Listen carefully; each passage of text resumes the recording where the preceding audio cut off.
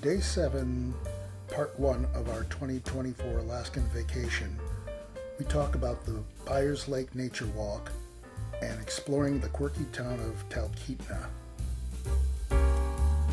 Our first stop was a nature walk at Byers Lake, a small lake in Denali State Park. Here we are starting the Byers Lake Trail in Denali State Park in Alaska.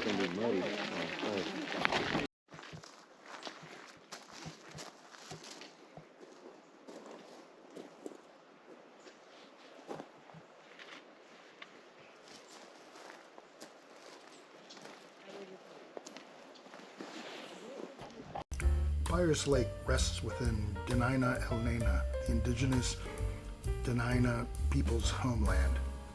Its Dena'ina name is Kuntuket Bena, which translates as where water comes up from below. As you look across the lake, or Bena, the ridge that extends to the north is called Sugi, or the Ancient One. On a clear day, you can see Denali to the northwest. This cold, clear lake is over 1.25 miles long with a depth of 166 feet. The depression which formed Byers Lake was carved out by powerful glacial forces during the last ice age. Bush pilot Don Sheldon named the lake after an enthusiastic fisherman who he frequently flew to the lake in the 1950s. The deep, cold waters of the lake provide an ideal habitat for burbot, trout, and migrating salmon. The Dena'ina people incorporate animals within their traditional stories for educational purposes. One songbird, the golden-crowned sparrow, is said to deliver an important message each spring. In the spring, the people were fishing, but there were no fish. One man was sitting on the bank listening. A bird sang, "Sick Eslaf." He ran into the house. "Hurry," he said. The bird sang, "Sick Eslaf," and everyone went down to the beach with dip nets. The one who spread the news was watching, and a seagull flew close into the water, calling Bekina, meaning its fish eggs. He went there with a dip net and caught a king salmon. When the first salmon run, the golden-crowned sparrow sings. The Denali Ranger public use cabin was hand-built by legendary mountain climber and park ranger Dave Johnston, along with park specialists George Menard and Pete Robinson as the first information center for the park.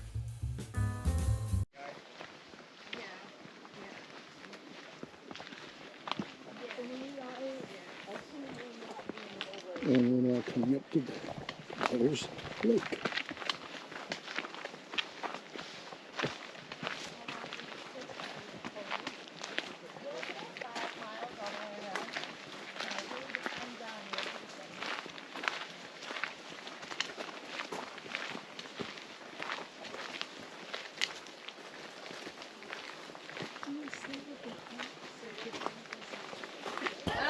But it is also a medicinal plant. So it's in the ginseng family, and it offers many healing properties such as helping with sore muscles, arthritis, scrapes and burns. People around here make devil's club balms and salves and tinctures, even using the root of the plant and the inner bark of the plant as well. It also can be consumed. So whenever the leaves first start sprouting in the spring, when they are tender and have not yet unfolded, those leaves are viable for us to eat. Devil's Club is a large understory shrub native to the rainforests of the Pacific Northwest. It is noted for its large palmate leaves and erect woody stems covered with noxious and irritating spines.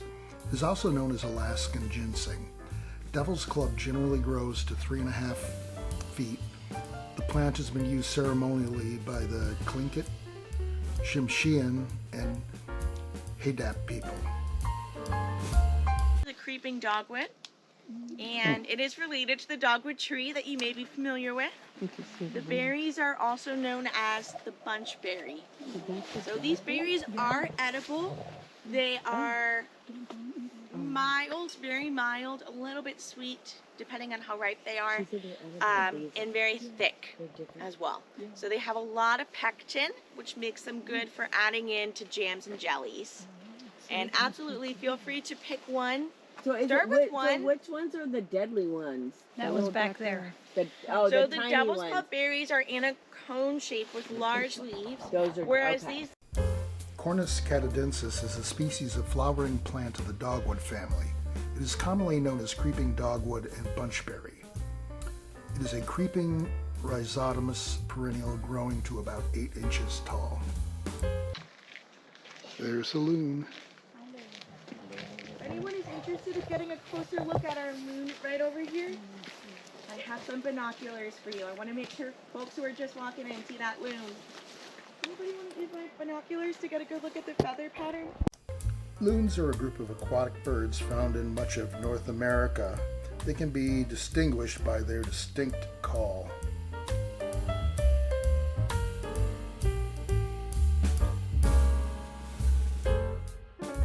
Little birdie. That was that little bird that we saw last night.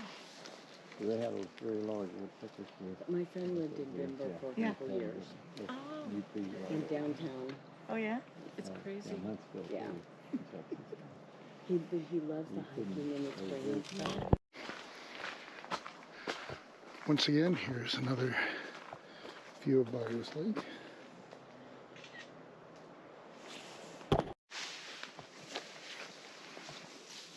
This is probably some of the most flooded I've ever seen this trail. Wow. Alright, I'm going to make my way past y'all and get back to the front here. Amanita Muscala. You have to take that picture. We got our loon out here again. He's following us around. Here's the loon. Amanita muscaria, commonly known as fly agaric, is a poisonous mushroom which contains the psychoactive constituent mucimol, an amino acid isoster. Some wild geranium. So and the some trail monkshood. is pretty flooded at this point, and I'm not seeing a safe way for us to go past it just because of the angle of the banks next to it. So we're going to turn around at this point and then kind of go back the way we came and then try and go further down the Geranium maculatum, also known as wild geranium or spotted cranesbill, is a perennial plant native to the woodlands of North America. Aconitum novaborescens, also known as northern blue monkshood or northern wild monkshood, is a flowering plant belonging to the buttercup family.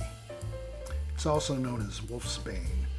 All parts of the plant contain highly toxic alkaloids that act as cardiotoxins and neurotoxins. It may be lethal in humans in doses of only 1.5 to 6 milligrams. As such, this plant should always be handled with gloves. When I first saw that, I thought it was Spanish moss. So I want to tell you guys about lichen. So looking out at this collection of spruces, there is this green hairy stuff falling off of the branches. Is everyone seeing what I'm talking about? Mm-hmm. Yes. So that is a type of lichen, and it is known as old man's beard lichen. So old man's beard is a true air plant, just needs water and sun to survive. It is not parasitic. It typically grows on spruces because spruces grow tall and they don't have, big leaves. Uncia, or old man's beard lichen, is a genus of fruticose lichens which grow like leafless mini shrubs or tassels anchored on bark or twigs of trees. They are sensitive bioindicators of air quality, as they thrive only in unpolluted environments. Sambucus racemosa, or red elderberry, is a species of elder that is native across much of the northern hemisphere. It is a medium-sized shrub growing 7 to 13 feet. The stems are soft with a broad pith. Rosa acicularis is a species of wild rose. It is commonly known as the prickly rose or Arctic rose. The hips, which stay on the plant throughout the winter, are reported behind vitamin A and C. Native Americans have made tea and salad from the leaves and use the inner bark to smoke tobacco. Here is a tree with a large burl. A burl is a tree growth typically resulting from some form of stress, such as an injury or a viral or fungal infection. Scientifically, a burl is the result of hyperplasia, a greatly abnormal proliferation of xylem production by the vascular cambium. Burls yield highly figured wood, which is sought after in woodworking. Our next destination on day 7 was the quirky town of Talkeetna. Talkeetna is an unincorporated town of about 1,000 people located at the confluence of 3 rivers, the Susitna, Cholitna, and Talkeetna. It is purported to be the inspiration for the town of Sicily in the television series Northern Exposure, and is known for having elected a cat as mayor. Our first stop was Nagley's store. It is a general store founded in 1921 and is the home to the cat mayor of Talkeetna, Aurora. Here we are in the upstairs of, I forget the name of the place, but this is where the mayor of the town normally resides in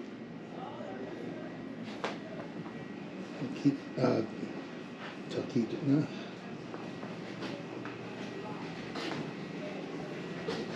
I don't see Aurora anywhere. Here we are at the West Rib Pub and Grill in Talkeetna, Alaska. This is the town that Northern Exposure is based on. We hope to meet the mayor of the town later, a cat named Aurora. We had lunch at the West Rib Pub and Grill, which is attached to Nagley's store. We had some burgers, and I had a 9 Lives West Coast Style IPA by Midnight Sun Brewing Company. Aurora, the mayor of Talkeetna, was on the can. Here we are in downtown Talkeetna. I don't see a moose walking around, but...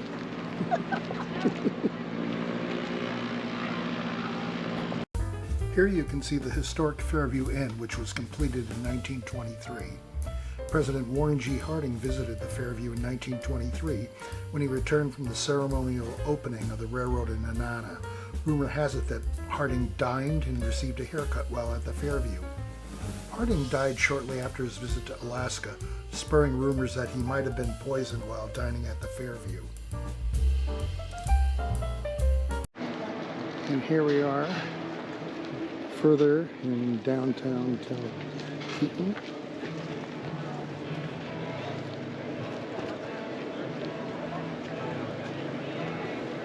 Here's just one of the many boutiques found along the main drag of Talkeetna. And I think this is the river we're going on the tour on.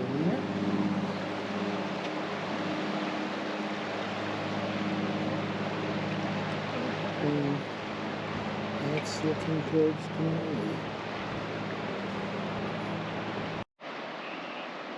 And we were just on the Denali View walking trail.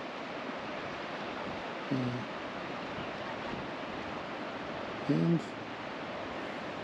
there are still clouds. We're hopeful it might clear up just a little bit. We heard maybe 6 to 8 o'clock. Here we are at Talkeetna Riverfront Park, looking towards where Denali should be. I can't really tell because the cloud cover, but perhaps there is a part of Denali visible. We're walking down the main street of Talkeetna. Still no moose. Here we are walking back towards our pickup point for the wilderness jet boat adventure. We never did see Mayor Aurora at the Nagley store, and we were told that she's probably somewhere walking along the streets surveying her domain. We never did see Aurora, but I was able to at least find a picture of her. Thank you for watching part 1 of day 7 of our 2024 Alaskan vacation. Join us for part 2 as we board the wilderness jet boat adventure.